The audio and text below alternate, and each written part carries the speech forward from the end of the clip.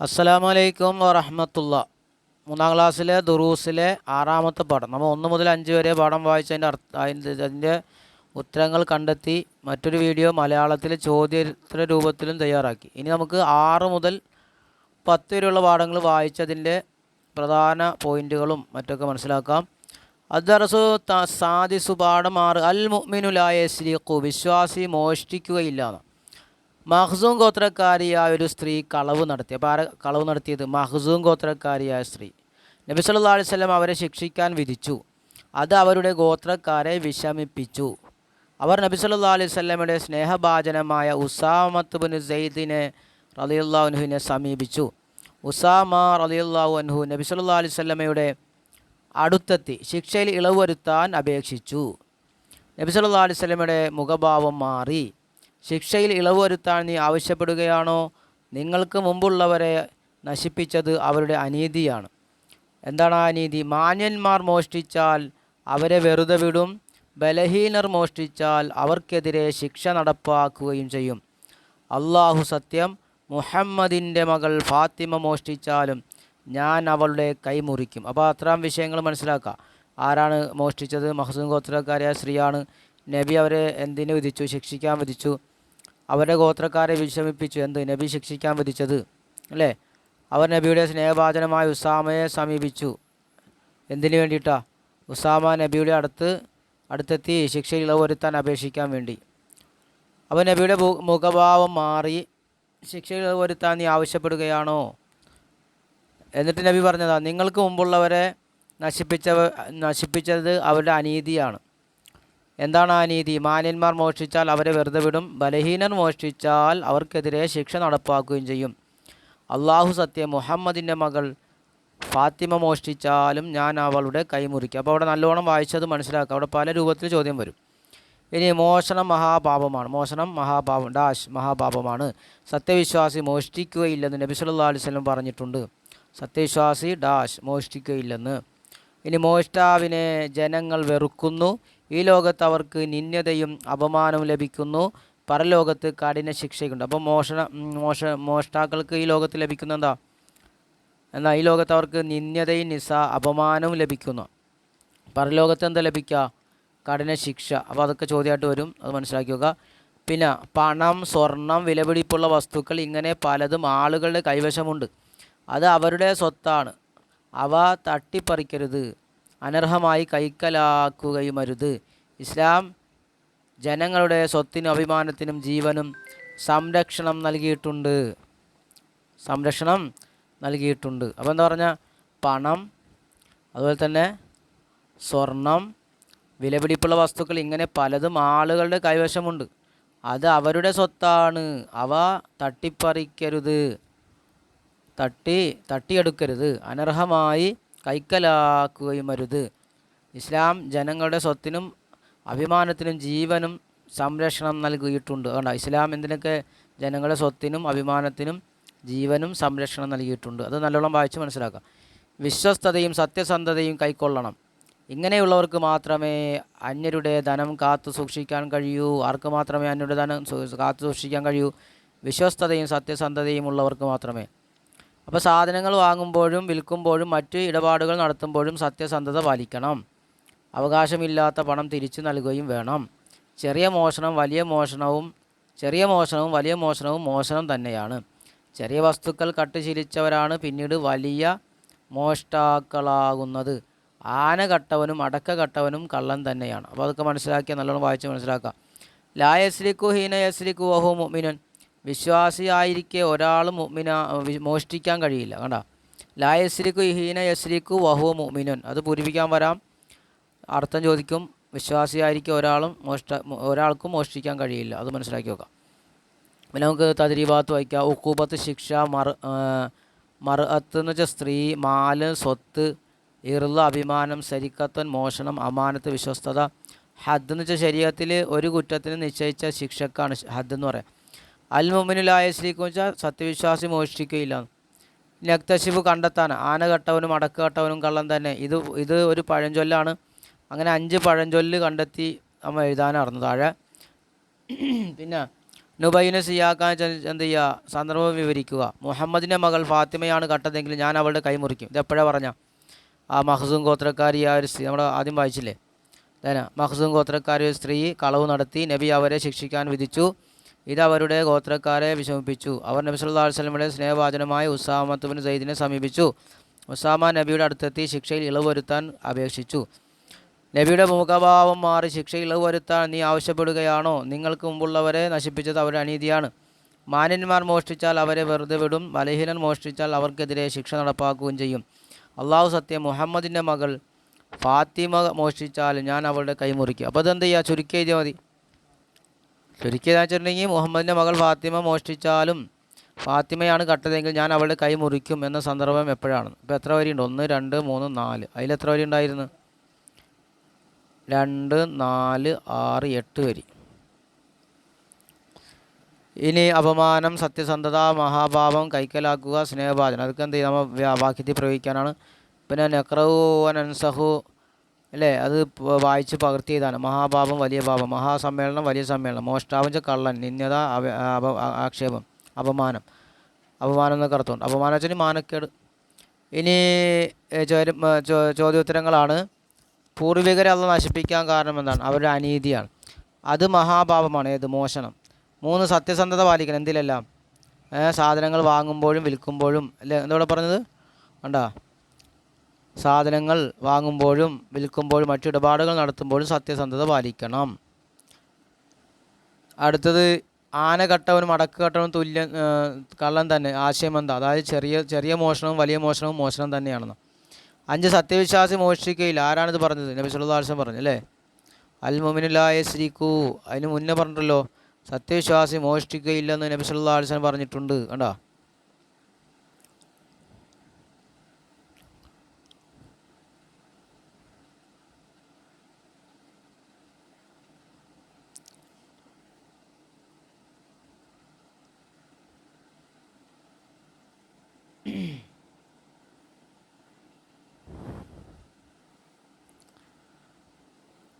മോഷണം സത്യവിശ്വാസി ഇവിടെ പറഞ്ഞില്ല അല്ലേ. സത്യവിശ്വാസി മോഷ്ടിക്കുകയില്ലെന്ന് നബി സല്ലല്ലാഹു അലൈഹി വസല്ലം പറഞ്ഞിട്ടുണ്ട്. അത് മനസ്സിലാക്കി നോക്കുക കേട്ടോ.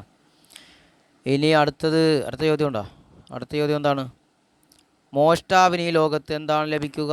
നിന്ദതയും അപമാനം. ഇവിടെ പറഞ്ഞില്ല നമ്മൾ, മോഷ്ടാവിന് ഈ ലോകത്ത് അവർക്ക് നിന്ദതയും അപമാനവും ലഭിക്കുന്നു. 6, 7 എന്താ? വഴിയിൽ നിന്നൊരു പൈസ കളഞ്ഞു കിട്ടിയാൽ നിങ്ങൾ എന്ത് ചെയ്യും? അത് എടുത്ത് ഉടമസ്ഥനെ അന്വേഷിച്ച് കണ്ടെത്തി നൽകും. ഇനി ആ 7ാമത്തെ അദർസു സാബി 7ആണ് കേട്ടോ. അന്നബിയുൽ മുൻതദർ, കാത്തിരുന്ന പ്രവാചകൻ. അവർ ബുസ്ര പട്ടണത്തിലെത്തി. യാത്രാക്ഷീണമുണ്ടായിരുന്നു. ഒരിടത്ത് വിശ്രമിക്കാനിരുന്നു. യാത്രാസംഘത്തെ ബഹീറ എന്ന പുരോഹിതൻ കണ്ടു. വേദപണ്ഡിതനായ അദ്ദേഹം അവരെ നിരീക്ഷിക്കുകയായിരുന്നു. യാത്രാസംഘത്തിന് മുകളിൽ ഒരു പ്രത്യേക ഭാഗത്ത് കാർമേഘം നിഴൽ വിരിച്ചിരിക്കുന്നു. അവരുടെ സഞ്ചാരഗതിക്കനുസരിച്ച് അത് മുകളിലൂടെ തെന്നി നീങ്ങുന്നു. ബഹീറ ആശ്ചര്യപ്പെട്ടു. കാരണം കാര്യം മനസ്സിലാക്കാൻ അദ്ദേഹത്തിന് ധൃതിയായി. കച്ചവട സംഘത്തിലെ എല്ലാവരെയും തൻ്റെ പർണശാലയിലേക്ക് ക്ഷണിച്ചു. സംഘത്തെ സൂക്ഷിച്ചു നോക്കി അദ്ദേഹം ചോദിച്ചു, എല്ലാവരും വന്നിട്ടില്ലേ? ഒരു കുട്ടിയുണ്ട്, അവൻ വന്നിട്ടില്ല. ഒരാൾ പറഞ്ഞു, ബഹീറ, അവനെയും വിളിക്കൂ. ആശ്രമത്തിലെത്തിയ കുട്ടിയെ അദ്ദേഹം പ്രത്യേകം നിരീക്ഷിച്ചു. അന്ത്യപ്രവാചകനെ കുറിച്ച് പൂർവ്വവേദങ്ങളിൽ പറഞ്ഞ ലക്ഷണങ്ങളെല്ലാം അദ്ദേഹം കുട്ടിയിൽ കണ്ടു. ബഹീറ ചോദിക്കാൻ, ഈ കുട്ടി നിങ്ങളുടെ ആരാണ്? അപ്പോൾ അബൂ താലിബ്, എൻ്റെ മകനാണ്. ബഹീറ, അല്ല, ഈ കുട്ടിയുടെ പിതാവ് ജീവിച്ചിരിക്കാനിടയില്ല. അപ്പോൾ അബൂ താലിബ്, എൻ്റെ സഹോദരപുത്രനാണ്. ബഹീറ, പിതാവിന് എന്ത് സംഭവിച്ചു? അബൂ താലിബ്, ഈ കുഞ്ഞ് ഗർഭത്തിലായിരിക്കെ പിതാവ് മരണപ്പെട്ടു. അപ്പോൾ ബഹീറ, ശരി, അവനെയുമായി ഉടനെ നാട്ടിലേക്ക് മടങ്ങുക. ജൂതന്മാരെ സൂക്ഷിക്കുക, അവർ ഈ കുട്ടിയെ അപായപ്പെടുത്തിയേക്കാം. ഈ കുഞ്ഞിന് മഹത്തായൊരു ഭാവിയുണ്ട്. അത് കേട്ട അബൂ താലിബിന് ആശങ്കയും വർദ്ധിച്ചു. കച്ചവടം പൂർത്തിയാക്കി വേഗം അവർ നാട്ടിലേക്ക് മടങ്ങി. ഇന്നലി ഹാദസ്വബിയെ ഷഅനൻ അലീമ, നിശ്ചയം ഈ കുഞ്ഞിന് മഹത്തായൊരു ഭാവിയുണ്ട്. അപ്പോൾ അത് ഈ പറഞ്ഞ പോലെ ഇന്നലി ഹാദസ്വബിയെ ഷഅനൻ അലീമ, നിശ്ചയം ഈ കുഞ്ഞിന് മഹത്തായൊരു ഭാവിയുണ്ട്. പഠിച്ചു നോക്കുക. ഇനി ബഹീറ ആരാണ്? ഒരു വേദപുരോഹിതൻ്റെ നാമമാണ്. ദൈറച്ച പർണശാല, ഞാൻ പറഞ്ഞില്ലേ മടം എന്ന് പറഞ്ഞില്ലേ. സഹാബത്തിന് മേഘം, സഞ്ചാരഗതി എന്ന് വെച്ചാൽ സഞ്ചാര വഴി. നിരീക്ഷിക്കാൻ വെച്ചാൽ സൂക്ഷിച്ച് നോക്കി മനസ്സിലാക്കാൻ. അലാമത്ത് ലക്ഷണം, അടയാളം ലക്ഷണം നോക്കണം. യഹൂദി എന്ന് വെച്ചാൽ ജൂതൻ, അപായപ്പെടുത്തി അപകടപ്പെടുത്തി. ലക്ഷണം വെച്ചാൽ അടയാളം. പർണശാല വെച്ചാൽ ആരാധനാ സ്ഥലം. നിരീക്ഷിച്ചു, നിഴൽ വിരിച്ചു. ലക്ഷണങ്ങൾ ഗർഭത്തിലായിരിക്കെ അപായപ്പെടുത്തി. ഇതൊക്കെ എന്ത് ചെയ്യുക, വാക്യത്തിൽ പ്രയോഗിക്കാനാണ്. നുജീബ് ബുസ്ര പട്ടണം എവിടെയാണ്? ഷാമിലാണ്. ആരാണ് ബഹീറ? നമ്മൾ പറഞ്ഞു ബഹീറ ഒരു വേദപണ്ഡിതനാണ്. പിന്നെ ബഹീറ കച്ചവട സംഘത്തെ പർണശാലയിലേക്ക് വിളിക്കാൻ കാരണമെന്ത്? അദ്ദേഹം ഇത് കണ്ടപ്പോൾ അല്ലേ, കച്ചവട സംഘത്തെ എല്ലാവരേക്കും തൻ്റെ പർണശാലയെ ക്ഷണിച്ചു. അതായത് ഈ പറഞ്ഞ കാര്യം, യാത്രാസംഘത്തിന് മുകളിൽ ഒരു പ്രത്യേക ഭാഗത്ത് കാർമേഘം നീൾ വിരിച്ചിരിക്കുന്നു. അവരുടെ സഞ്ചാരഗതിക്കനുസരിച്ച് അത് മുകളിലൂടെ തെന്നി നീങ്ങുന്നു. ബഹീറ ആശ്ചര്യപ്പെട്ടു. കാര്യം മനസ്സിലാക്കാൻ അദ്ദേഹത്തിന് ധൃതിയായി. അങ്ങനെയാണ് ക്ഷണിച്ചത്. ഇനി നബി തങ്ങൾ ബഹീറ എന്താണ് ദർശിച്ചത്? അതേനാ പൂർവ്വവേദങ്ങളിൽ പറഞ്ഞ ലക്ഷണങ്ങളെല്ലാം അദ്ദേഹം കുട്ടിയിൽ കണ്ടു. പിന്നെ അടുത്തത് ബഹീറ അബൂ താലിബിനോട് എന്താണ് നിർദ്ദേശിച്ചത്? അഞ്ചാമത്തെ ചോദ്യമല്ലേ. കുട്ടിയുമായി അവനെയുമായി ഉടനെ നാട്ടിലേക്ക് മടങ്ങുക, ജൂതന്മാരെ സൂക്ഷിക്കുക, അവർ ഈ കുട്ടിയെ അപായപ്പെടുത്തിയേക്കാം, ഈ കുഞ്ഞിന് മഹത്തായ ഒരു ഭാവിയുണ്ട് എന്ന് പറഞ്ഞു. ഇനി നക്തുബുൽ ഹിവാർ, ആ സംഭാഷണം ഇതാണ്. ബഹീറ അബൂ താലിബ് തമ്മിലുള്ള സംഭാഷണം ഇതാണ്. ഏതാ നമ്മൾ പറഞ്ഞല്ലോ. ബഹീറ ചോദിക്കും, ഈ കുട്ടി നിങ്ങളുടെ ആരാണ്? അപ്പോൾ അബൂ താലിബ്, എൻ്റെ മകൻ. ബഹീറ, അല്ല, ഈ കുട്ടിയുടെ പിതാവ് ജീവിച്ചിരിക്കാനിടയില്ല. അബൂ താലിബ്, എൻ്റെ സഹോദരപുത്രൻ. ബഹീറ, പിതാവിന് എന്ത് സംഭവിച്ചു? അബൂ താലിബ്, ഈ കുഞ്ഞ് ഗർഭത്തിലായിക്കേ പിതാവ് മരണപ്പെട്ടു. ബഹീറ ശരി എന്ന് പറയില്ല. പിന്നെ അതൊക്കെ എഴുതാൻ സ്ഥലമാണ്, ബാക്കി കൊണ്ട് എഴുതാം. അപ്പോൾ എന്താ ഇത്ര 1 2 3 4 6 വരി. ഇനി ഇത് ഖുത്തുബ. അബൂ താലിബിൻ്റെ കൂടെ നബി നടത്തിയ സിറിയ യാത്ര എന്ന വിഷയത്തിൽ പ്രസംഗം തയ്യാറാക്കി ക്ലാസ്സിൽ അവതരിപ്പിക്കുക. ഇനി നക്തശിബു, ഈ പാഠത്തിൽ നിന്ന് നിങ്ങൾ എന്തെല്ലാം മനസ്സിലാക്കി, അതൊക്കെ മനസ്സിലാക്കി എഴുതാം. അപ്പോൾ നബി തങ്ങൾ ചെറുപ്പത്തിലെ തന്നെ നബി അസാധാരണ മനുഷ്യനായിരുന്നു. നബിയിൽ നിന്ന് ലക്ഷണങ്ങളിലൂടെ നബിയാണെന്ന് അവർ മനസ്സിലാക്കിയിരുന്നു. അപ്പോൾ ആ വിഷയങ്ങളൊക്കെ മനസ്സിലാക്കി എഴുതണം. പിന്നെ അദർസു സാമിൻ, പാഠം 8, ജരീദത്തു സിറാജ്, സിറാജ് പത്രം. മുഹമ്മദ്, അസ്സലാമു അലൈക്കും വറഹമത്തുള്ള. അപ്പോൾ ബായി കച്ചവടക്കാരൻ പറയണം, വാലൈക്കും അസ്സലാം വറഹമത്തുള്ളാഹി വബറകാത്തു. മാതാ തുരീദ്, എന്ത് വേണം? മുഹമ്മദ്, ബിക്കം ഹാദൽ കലം, ഈ കലമിന്, ഈ പേനക്ക് എത്രയാണ്? അൽ ബായു ബി റൂബിയത്ത്, 1 രൂപ. കം കലമൻ തുരി, എത്ര പേന നിനക്ക് വേണം? മുഹമ്മദ്, ഉരീദ് സലാസ കലാമിൻ, എനിക്ക് 3 പേന വേണം. ബായു പറയും, വാഹിദ് സിനാനി സലാസ. മാതാ തുരീദ് ബാദു, 1 2 3 പേന എടുത്തു. ഇനി മാതാ തുരീദ് ബാദു, ഇനി വേറെന്ത് വേണം? മുഹമ്മദ്, ജരീദത്തു സിറാജ്, ഒരു സിറാജ് പത്രമാണ്. അൽ ബായു, അപ്പോൾ കച്ചവടക്കാരൻ പറയണം, സലാസത്തു അഖ്ലാമിൻ ബി സലാസ് റൂബിയ, 3 പേനക്ക് 3 രൂപ. ജരീദത്തുൻ, ഒരു പത്രത്തിന് ബി സബീർ റൂബിയ, 7 രൂപ. അപ്പോൾ എത്രയായി മൊത്തം? 7 രൂപ നിസ്ഫ്, 7.5 രൂപ. അപ്പോൾ അൽ മജ്മു 10 റൂബിയാത്തിൻ നിസ്ഫിൻ, അപ്പോൾ മൊത്തത്തിൽ 10.5 രൂപയായി. മുഹമ്മദ്, ആദി 20 റൂബിയ, ഇത് എത്ര രൂപയുണ്ട്? 20 രൂപയുണ്ട്. അൽ ബായു ഹാദാഹു അൽ ബാഖി, ഇത് ബാക്കി ഇതാണ്. അതായത് 10 റൂബിയാത്തിൻ നിസ്ഫിൻ, 9.5 രൂപ. ശുക്രൻ, നന്ദി, ജസാക്കല്ലാഹു ഖൈറ. മുഹമ്മദ്, അഫ്വൻ, ആമീൻ വയ്യാക്കും, അസ്സലാമു അലൈക്കും വറഹമത്തുള്ള. സലാം പറഞ്ഞ് ബായ്, വാലൈക്കും അസ്സലാം വറഹമത്തുള്ളാഹി വബറകാതുഹു. അപ്പോൾ ഇതൊരു കച്ചവട സാധനം വാങ്ങാൻ പോയ ഒരു അറബിയിലുള്ളൊരു പാഠമാണ്. അപ്പോൾ അതിൽ നിന്ന് നമുക്ക് മനസ്സിലാക്കാൻ എണ്ണം പഠിക്കാനുണ്ട്. അത് നമുക്ക് നോക്കാം. വേണ്ട, മാതാജ എന്ത്, ബിക്കംജ എത്രക്ക്, കലംജ പേന, മജ്മു ആകെ, ബായി കച്ചവടക്കാരൻ, തുരീദു നീ ഉദ്ദേശിക്കുന്നു, ഉരീദു ഞാൻ ഉദ്ദേശിക്കുന്നു, റൂബിയാജ രൂപ, ബാക്കി എന്ന് വെച്ചാൽ ബാക്കി തന്നെ, ഇത് ബാക്കിയുള്ളതെന്ന് പറയില്ലേ. ഇനി നഖ്റ വായിക്കുക. വാഹിദി സിനാനി സലാസ അർബ ഖംസ സിത്ത സബ സമാനിയ തിസ്അ അഷ്റ. അപ്പോൾ 1 മുതൽ 10 വരെ. ഇനി പേന, അതായത് പേന എണ്ണുന്നുണ്ട്. പേന മുദക്കറ, പുല്ലിംഗമാണ്. പുല്ലിംഗം എണ്ണുമ്പോൾ എങ്ങനെ വരാം? കലമൻ വാഹിദൻ, കലമാനി 2 പേന, സലാസത്ത് അഖലാം 3 പേന. കണ്ട, കലമൻ വാഹിദൻ 1 പേന. ഇനി സലാസ അഖലാമെന്നായി 3 പേന. അർബത്ത് അഖലാമി 4 പേന. ഹംസത്ത് അഖലാമിന് 5 പേന. സിത്തത്ത് അഖലാമിന് 6 പേന. സബത്ത് അഖലാം 7 പേന. സമാനത്ത് അഖലാമിന് 8 പേന. തിസ്സത്ത് അഖലാമിന് 9 പേന. അശ്രത്ത് അഖലാമിന് 10 പേന. അപ്പോൾ ഇവിടെ എന്ത് ചെയ്തു? സലാസത്ത് മുതൽ എന്ത് ചെയ്തു? സലാസത്തു അഖലാമിന്നാക്കി. സലാസു അഖലാമിന്നല്ല, സലാസത്തു അഖലാമിന്നാക്കിയ. അല്ല, സലാസു കലമിനെന്ന് പറഞ്ഞാൽ പോരാ. അപ്പോൾ ഈ രൂപത്തിലാണ് പറയേണ്ടത്. ഇനി ബിൻതൻ വാഹിദൻ 1 പെണ്ണ്, ബിൻതാന് 2 പെണ്ണ്. സലാസു ബനാത്ത് എന്ന് പറയാം. 3 പെണ്ണെന്ന് സലാസത്തു എന്ന് പറയില്ല, സലാസു ബനാത്തിൻ, അർബൗ ബനാത്തിൻ, ഹംസു ബനാത്തിൻ 5 പെണ്ണ്, സിത്തു ബനാത്തിൻ 6 പെണ്ണ്, സബു ബനാത്തിൻ 7, സമാനത്ത് ബനാത്തിൻ 8 പെണ്ണ്, തിസു ബനാത്തിന് 9 പെണ്ണ്, അഷർ ബനാത്തിന് 10 പെണ്ണ്, 10 പെൺകുട്ടി. അപ്പോൾ ഈ പറഞ്ഞത് ഇങ്ങനെ എണ്ണാൻ പഠിക്കണം. 1 മുതൽ 10 വരെ എണ്ണണ. ആദ്യം 1 മുതൽ 10 വരെ സാധാരണ എണ്ണം. പിന്നെ അതിന് ശേഷം നമ്മൾ ഒരു പുല്ലിംഗം എണ്ണണം എങ്ങനെയാണ്, മറ്റൊരു സ്ത്രീലിംഗം എങ്ങനെയാണ്, അപ്പോൾ വരുന്ന വ്യത്യാസം എന്തൊക്കെ മനസ്സിലാക്കുക.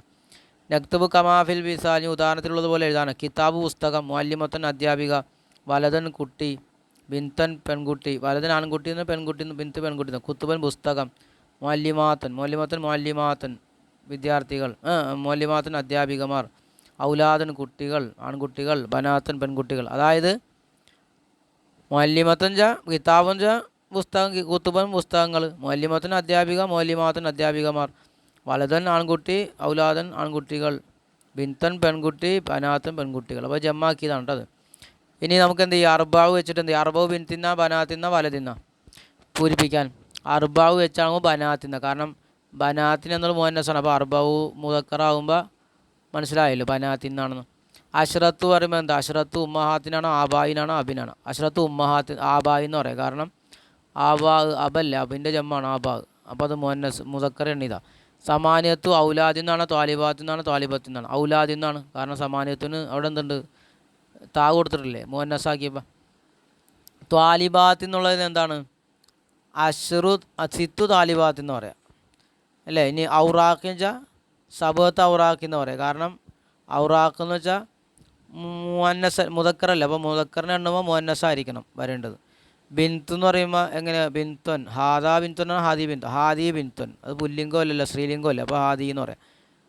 ഹാദിഹി മുഅല്ലിമാണ്, മുഅല്ലിമത്ത് എന്ന് പറയാം. നമ്മൾ നേരത്തെ പറഞ്ഞ എന്ത് ചെയ്യുക, അത് എഴുതാനാണ്, ഈ സംഭാഷണം എഴുതാനാണ്. ഇനി അടുത്തത് 9ാമത്തെ പടം. ഹാ ഉലായി അഹ്ലു ബൈത്തി, ഇവർ എൻ്റെ കുടുംബക്കാരാണ്. നബിയുടെ കുടുംബത്തെ പറ്റി പറയും. നമ്മൾ അഹ്ലു ബൈത്തിനെ പറ്റി പറഞ്ഞല്ലോ. അഹ്ലു ബൈത്തിൻ്റെ ആരും നബിയുടെ കുടുംബത്തിനല്ലേ. ആയിഷ റളിയല്ലാഹു പറയുന്നു, നബി തങ്ങളോട് സംസാരത്തിൽ ഫാത്തിമയേക്കാൾ സാദൃശ്യമുള്ളതായി ഒരാളെയും ഞാൻ കണ്ടിട്ടില്ല. ഫാത്തിമ നബി സല്ലല്ലാഹു അലൈഹി വസല്ലമയുടെ അടുത്ത് വന്നാൽ നബി സല്ലല്ലാഹു അലൈഹി വസല്ലം അവരെ സ്വാഗതം ചെയ്യുകയും അവരുടെ കൈകൾ ചുംബിക്കുകയും ചെയ്യുമായിരുന്നു. അവിടുന്ന് ഇരിക്കുന്ന സ്ഥലത്ത് ഇരുത്തുകയും ചെയ്യും. നബി സല്ലല്ലാഹു അലൈഹി വസല്ലം ഫാത്തിമ ബിയുടെ അടുത്ത് ചെന്നാൽ അവർ എഴുന്നേറ്റ് നിന്ന് സ്വീകരിക്കുകയും നബി സല്ലല്ലാഹു അലൈഹി വസല്ലമയുടെ കൈകൾ ചുംബിക്കുകയും ചെയ്യുമായിരുന്നു. അപ്പോൾ ഇവിടുന്ന് ഒരുപാട് കാര്യം മനസ്സിലാക്കാനുണ്ട്. നബി എങ്ങനെയാണ് ഫാത്തിമ ബിവിയെ ചെയ്തിരുന്നത്, ഫാത്തിമ ബിയുടെ അടുത്ത് നബി ചെല്ലുമ്പോൾ ഫാത്തിമ ബി നബിയോട് എങ്ങനെയാണ് പെരുമാറിയിരുന്നത്, അതൊക്കെ മനസ്സിലാക്കുക. നബി തങ്ങൾ പറഞ്ഞു, സ്വർഗത്തിലെ സ്ത്രീകളിൽ ഏറ്റവും ശ്രേഷ്ഠർ ഖുവൈലിദിൻ്റെ മകൾ ഖദീജ റളിയല്ലാഹു അൻഹയും മുഹമ്മദ് നബിയുടെ സല്ലല്ലാഹു അലൈഹി വസല്ലമയുടെ മകൾ ഫാത്തിമയും മുസാഹിമിൻ്റെ മകൾ ആസിയയും ഇമ്രാനിൻ്റെ മകൾ മറിയമുമാണ്. അപ്പോൾ സ്വർഗത്തിലെ സ്ത്രീകളിൽ ഏറ്റവും ശ്രേഷ്ഠർ 4 സ്ത്രീകളെ. ഒന്ന് ഖുവൈലിദിൻ്റെ മകൾ ഖദീജ, നബിയുടെ ആദ്യ ഭാര്യ. പിന്നെ രണ്ടാമത് മുഹമ്മദ് നബിയുടെ മകൾ, അതായത് ഖദീജ ബിയുടെ മുഹമ്മദ് നബിയുടെ മകളാകുന്ന ഫാത്തിമ റളിയല്ലാഹു അൻഹ. മൂന്നാമത് ആസിയ ബിവി, മുസാഹിമിൻ്റെ മകൾ ആസിയ, അതായത് ഫിറൗൻ്റെ ഭാര്യയായിരുന്നു. മറ്റത് ഇമ്രാനിൻ്റെ മകൾ മറിയം, അതായത് ഈസാ നബിയുടെ ഉമ്മ മറിയം ബിവി. അപ്പോൾ ഇങ്ങനെ 4 പേരാണ്.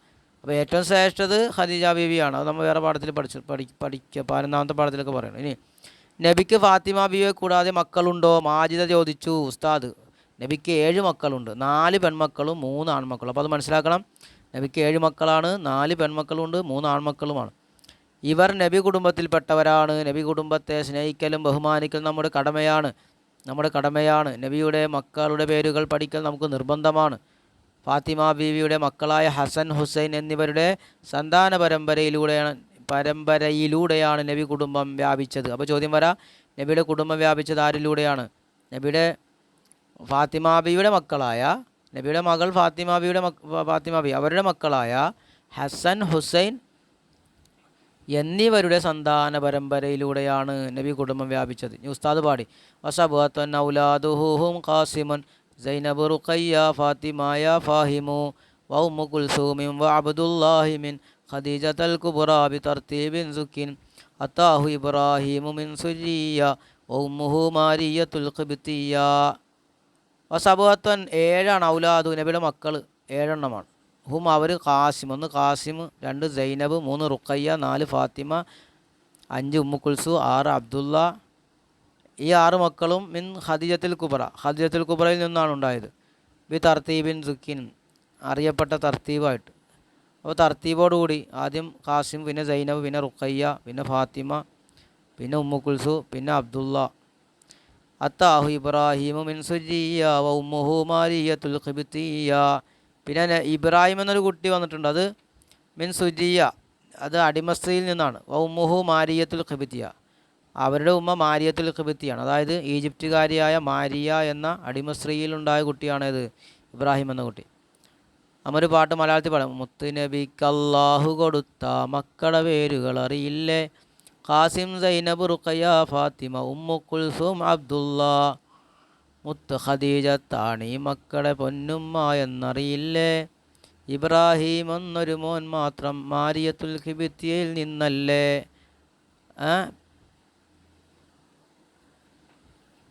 അപ്പോൾ ആ ഇബ്രാഹിം എന്നൊരു മോൻ മാത്രം മാരിയത്തുൽ ഖിബ്തിയയിൽ നിന്നല്ലേ, മാരിയത്തുൽ ഖിബ്തിയയിൽ നിന്നാണ് ഇബ്രാഹിം എന്ന കുട്ടി. ബാക്കി 6 മക്കളുടെയും ഉമ്മ ആരാണ്? ഖദീജ ബീവിയാണ്. ഉദക്കിറുക്കുമുല്ലാഫി അഹ്ലി ബൈത്തി, എൻ്റെ അഹ്ലു ബൈത്തിൻ്റെ കാര്യത്തിൽ ഞാൻ നിങ്ങൾക്ക് അള്ളാഹുവിനെ ഓർമ്മിപ്പിക്കുന്നു. കണ്ട, ഉദക്കിറുക്കുമുല്ലാഹി അഹ്ലി ബൈത്തി, എൻ്റെ അഹ്ലു ബൈത്തിൻ്റെ കാര്യത്തിൽ ഞാൻ നിങ്ങൾക്ക് അള്ളാഹുവിനെ ഓർമ്മിപ്പിക്കുന്നു. അപ്പോൾ ഈ പാട്ട് പഠിക്കണം, ഈ കോളത്തിലുള്ളത് പഠിക്കണം. ഇനി നുൻഷുൽ ജുമല, സാദൃശ്യം, സ്വീകരിച്ചു, ശ്രേഷ്ഠർ, ഈ 3 വെച്ച് ജുംല വാക്യത്തിൽ പ്രയോഗിക്കുക. നുൻഷിദ് പാട്ട് നേരത്തെ പറഞ്ഞ്, അത് നബിയുടെ മക്കളുടെ പേര് എഴുതണം. നബിക്ക് എത്ര ആൺകുട്ടികളുണ്ടെന്ന് അറിയാലോ? നബിക്ക് 3 ആൺകുട്ടികൾ. നബിക്ക് എത്ര നബിയുടെ കുട്ടികൾ, നബിയുടെ പെൺകുട്ടികൾ എത്ര? 4. നബിയും ഫാത്തിമ ബിയും തമ്മിലുള്ള ബന്ധത്തെക്കുറിച്ച് ആയിഷ ബീവി എന്താ പറഞ്ഞത്? നേരത്തെ ഫസ്റ്റ് പാരഗ്രാഫിൽ വായിച്ചില്ലേ? എന്താണെന്നാണ് വായിച്ചത്? ആയിഷ ബീവി പറഞ്ഞു, നബിയുള്ള സംസാരത്തിൽ ഫാത്തിമയേക്കാൾ സാദൃശ്യമുള്ളതായ ഒരാളെയും ഞാൻ കണ്ടിട്ടില്ല. ഫാത്തിമ നബിയുടെ അടുത്ത് വന്നാൽ നബി സല്ലല്ലാഹു അലൈഹി വസല്ലം അവരെ സ്വാഗതം ചെയ്യുകയും അവരുടെ കൈകൾ ചുംബിക്കുകയും ചെയ്യുമായിരുന്നു. അവിടുന്ന് ഇരിക്കുന്ന സ്ഥലത്ത് നിന്ന് എഴുന്നേറ്റ് നിൽക്കുകയും ഇരുത്തുകയും ചെയ്യും. ഇനി സ്വർഗത്തിലെ സ്ത്രീകൾ ഏറ്റവും ശ്രേഷ്ഠരായവർ ആരല്ല? 4 പേരെ എഴുതാം. ഖദീജ ബീവി, പിന്നെ ആരാണ്? ഫാത്തിമ റളിയല്ലാഹു അൻഹ, ആസിയ റളിയല്ലാഹു അൻഹ, മറിയം റളിയല്ലാഹു അൻഹ. ഇനി നബി കുടുംബം ലോകത്ത് വ്യാപിച്ചത് ആരിലൂടെയാണ്? നമ്മൾ നേരത്തെ പറഞ്ഞല്ലോ, ആരിലൂടെയാണ്? ഫാത്തിമ ബീവിയുടെ മക്കളായ ഹസൻ, ഹുസൈൻ എന്നിവരുടെ സന്താന പരമ്പരയിലൂടെയാണ്. അടുത്ത ചോദ്യം എന്താ? 6 നബി സല്ലല്ലാഹു അലൈഹി വസല്ലമയുടെ മക്കളുടെ പേരുകൾ പഠിക്കുന്നതിൻ്റെ വിധി നിർബന്ധമാണ്. ഇവിടെ പറഞ്ഞല്ലോ, കണ്ടാ, നബി സല്ലല്ലാഹു അലൈഹി വസല്ലമയുടെ മക്കളുടെ പേരുകൾ പഠിക്കൽ നമുക്ക് നിർബന്ധമാണ്. ഇനി അടുത്തത് 7 നബി സല്ലല്ലാഹു അലൈഹി വസല്ലമയ്ക്ക് ഫാത്തിമ ബിവിയോട് ഉണ്ടായിരുന്ന സ്നേഹം വിവരിക്കുക. അപ്പോൾ നമുക്ക് എന്ത് ചെയ്താൽ മതി? ആദ്യൊരു ചോദ്യം വന്നാൽ നബിയും ഫാത്തിമ ബിയും തമ്മിലുള്ള ബന്ധത്തെക്കുറിച്ച് ആയിഷ ബിവി എന്ത് പറഞ്ഞു എന്ന്.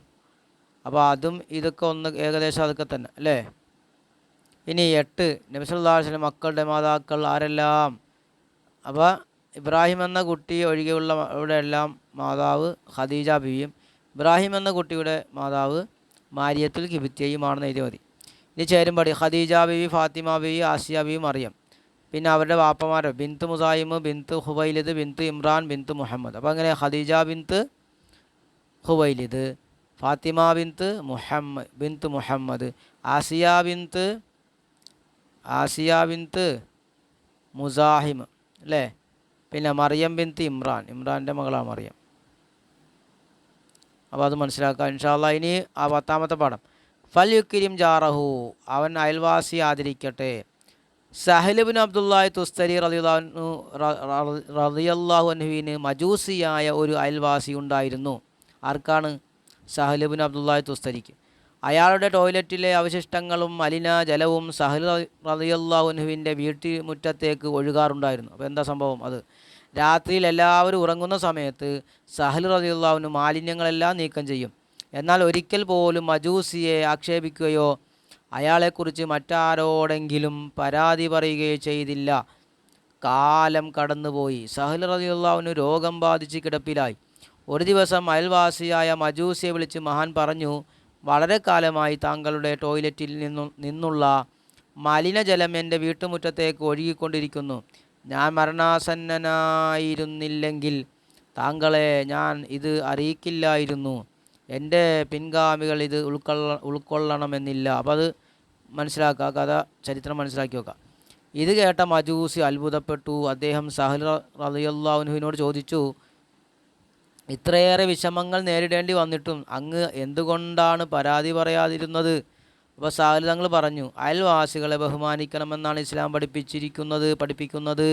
അയൽവാസിയെ ബുദ്ധിമുട്ടിക്കുന്നവൻ സത്യവിശ്വാസിയാവുകയില്ല. അപ്പോൾ എന്താണ് പറയാതിരുന്നതും മറ്റൊക്കെ കാര്യങ്ങൾ അതിൽ നിന്ന് നല്ലോണം വായിച്ച് മനസ്സിലാക്കണം. ഇസ്ലാമിൻ്റെ മഹത്വം അറിഞ്ഞ മജൂസിക്ക് മാനസാന്തരമുണ്ടായി. അയാൾ ഇസ്ലാം മതം സ്വീകരിച്ചു. മജൂസിക്ക് എന്ത് സംഭവിച്ചു? അയാൾ ഇസ്ലാം സ്വീകരിച്ചു എന്നാണ് അതിൻ്റെ ചോദ്യം വരാം. മജൂസി എന്ത് ചെയ്തു എന്ന് ചോദ്യം വരും. നമ്മുടെ വീടിൻ്റെ പരിസരത്ത് താമസിക്കുന്നവരാണ് അയൽവാസികൾ. ആരാണ് അയൽവാസികൾ? നമ്മുടെ വീടിൻ്റെ പരിസരത്ത് താമസിക്കുന്നവരാണ്. അവരോട് നമുക്ക് വലിയ കടമകളുണ്ട്. അവരെ സ്നേഹിക്കണം, ബഹുമാനിക്കണം. അവർക്ക് വിഷമമുണ്ടാകുന്ന ഒന്നും ചെയ്യരുത്. അപ്പോൾ ആരാണ് അയൽവാസികൾ? അവരോടുള്ള കടമകൾ എന്താ? അവരെ സ്നേഹിക്കുക, ബഹുമാനിക്കുക, അവർക്ക് വിഷമമുണ്ടാകുന്ന ഒന്നും ചെയ്യാതിരിക്കുക. നബി സല്ലല്ലാഹു അലൈഹി വസല്ലം പറഞ്ഞു, മങ്കാന യുഅ്മിനു ബില്ലാഹി വൽ യൗമിൽ ആഖിരി ഫലാ യുഅ്ദി ജാറഹു. അല്ലാഹു തആലയിലും അന്ത്യദിനത്തിലും വിശ്വസിക്കുന്നവർ അയൽവാസിയെ ഉപദ്രവിക്കരുതെന്ന്. അപ്പോൾ അതും പഠിച്ചു നോക്കണം. മങ്കാന യുഅ്മിനു ബില്ലാഹി വൽ യൗമിൽ ആഖിരി ഫലാ യുഅ്ദി ജാറഹു. അള്ളാഹുവിലും അന്ത്യദിനത്തിലും വിശ്വസിക്കുന്നവർ അയൽവാസിയെ ഉപദ്രവിക്കരുത്. അത് പൂരിപ്പിക്കാൻ വരാം. അയൽവാസികൾക്ക് നാം കഴിയുന്ന സഹായങ്ങൾ ചെയ്യണം. നബി സല്ലല്ലാഹു അലൈഹി വസല്ലം പറഞ്ഞു, ലൈസൽ മുഅ്മിനുല്ലദീ യശ്ബഉ വജാറുഹു ജായുൻ ഇലാ ജംബിഹി. അയൽവാസി പട്ടിണി കിടക്കുമ്പോൾ വയറ് നിറക്കുന്നവൻ സത്യവിശ്വാസിയല്ല. അതും പഠിക്കണം, കാണാണ്ട് പഠിക്കുക, അർത്ഥം പഠിക്കുക. വാക്കുകൊണ്ടോ പ്രവൃത്തി കൊണ്ടോ അയൽവാസികൾക്ക് ഒരു ഉപദ്രവവും ചെയ്യരുത്. നബി സല്ലല്ലാഹു അലൈഹി വസല്ലം പറഞ്ഞു, മങ്കാന യുഅ്മിനു ബില്ലാഹി വൽ യൗമിൽ ആഖിരി ഫൽയുഹ്സിൻ ഇലാ ജാരിഹി. അള്ളാഹുവിലും അന്ത്യദിനത്തിലും വിശ്വസിക്കുന്നവൻ അയൽവാസികൾക്ക് നന്മ ചെയ്യണം. അപ്പോൾ നന്മ ചെയ്യാമെന്നും പറഞ്ഞു. ഇപ്പോൾ നേരത്തെ ഒരു ഹദീസ് പറഞ്ഞ് ഇപ്പോൾ രണ്ടായി. അതും അർത്ഥം പഠിച്ചു നോക്കാം. ഇനി മൻ അറാദല്ലാഹു ബി ഖൈറൻ ഹബ്ബബഹു ഇലാ ജീറാനിഹി. അള്ളാഹു താല ഒരാൾക്ക് നന്മ ഉദ്ദേശിച്ചാൽ അവനെ തൻ്റെ അയൽക്കാർക്ക് പ്രിയങ്കരനാക്കും. കണ്ട ഈ ചോദ്യമൊക്കെ വരും. മൻ അറാദല്ലാഹു ബിഹി ഖൈറൻ ഹബ്ബബഹു ഇലാ ജീറാനിഹി. അള്ളാഹു താല ഒരാൾക്ക് നന്മ ഉദ്ദേശിച്ചാൽ അവനെ തൻ്റെ അയൽക്കാർക്ക് പ്രിയങ്കരനാക്കും. ഇനി തദ്രീബാത്ത് നോക്കാം. സാലിഹ് ബിൻ അബ്ദുല്ലാഹി തുസ്തരി ആരാ? ഹിജ്റ 3-ാം നൂറ്റാണ്ടിൽ ജീവിച്ച പ്രശസ്ത സൂഫി പണ്ഡിതനാണ്. യൗമുൽ ആഖിർ അന്ത്യനാൾ. ജായി വിശക്കുന്നവൻ യശ്ബഹു വയറ് നിറക്കും. ലായൂദിയ ഉപദ്രവിക്കരുത്. ലിയുഹ്സിൻ നന്മ ചെയ്യണം. ജാറുൻ അയൽവാസി. ഈ പാഠത്തിൽ നിന്ന് 10 ചോദ്യങ്ങൾ തയ്യാറാക്കി ഉത്തരം എഴുതാം. അപ്പോൾ നമ്മൾ നേരത്തെ പറഞ്ഞ പോലെ തയ്യാറാക്കാം. നഹ്ഫളു വ നുതർജിമു കേട്ടോ. ഇത് ഒരു കുട്ടി തെറ്റിച്ചൊക്കെ എഴുതിയത്, അത് നമ്മൾ നോക്കണ്ട. ഇനി വ നഹ്ഫളു മങ്കാന യുഅ്മിനു ബില്ലാഹി വൽ യൗമിൽ ആഖിരി ഫലാ യുഅ്ദി ജാറഹു. അത് ഇഫ്ലാക്കിയിട്ട് അതിൻ്റെ അർത്ഥം എഴുതാനാണ്. അള്ളാഹുലും അന്ത്യദിനത്തിനും വിശ്വസിക്കുന്നവൻ അയൽവാസിയെ ബുദ്ധിമുട്ടിക്കരുത്, അല്ലേ? അയൽവാസിയെ ഉപദ്രവിക്കരുത് എന്നാണ് അതിൻ്റെ അർത്ഥം. പിന്നെ അടുത്തത് ഉണ്ടല്ലോ, ലൈസൽ മുഅ്മിനുല്ലദീ യശ്ഫഉ വജാറു ജായുൻ ഇലാ ജംബി എന്ന് പറഞ്ഞാൽ അവിടെ അർത്ഥം പറഞ്ഞില്ലേ? അയൽവാസി പട്ടിണി കിടക്കുമ്പോൾ വയറ് നിറക്കുന്നവൻ സത്യവിശ്വാസിയല്ല. ഇനി വേറെ ഒരു ഹദീസും കൂടി ഉണ്ട്. മങ്കാന യുഅ്മിനു ബില്ലാഹി വൽ യൗമിൽ ആഖിരി ഫൽയുക്രിം ജാറഹു. അതും പറഞ്ഞില്ലേ അല്ലേ? അള്ളാഹുവിനും അന്ത്യദിനത്തിൽ വിശ്വസിക്കുന്നവൻ അയൽവാസികൾക്ക് നന്മ ചെയ്യണം. ഫൽയുക്രിം ജാറഹു അല്ലേ?